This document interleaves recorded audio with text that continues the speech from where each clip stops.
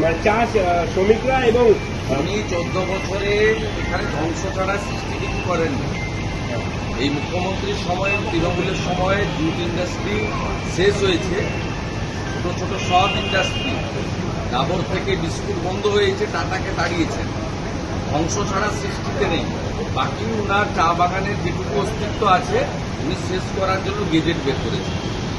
30% এর মধ্যে করবেন। ধর্ষণীয়টাকে অলরেডি ডাটাগুড়ি দিয়ে দিয়েছেন। এরপরে বাকিটা ওনার যত চোর ডাকাত চামচা বেলচারা এখানে আছে, সঞ্জয় বুদিয়া থেকে শুরু করে এখানে জালান থেকে শুরু, ময়াক জালান থেকে শুরু করে ক্যাবেন্টার, এখানে যত আছে এরা সব লুটবে।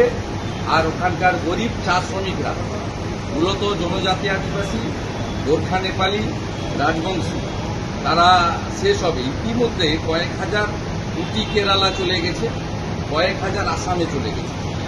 আমরা আটকাবো এবং 26-এ বিসর্জন দেবে চা শ্রমিকরা, বিসর্জন দেবে। চা বাগানের একটা আসনও পাবে না।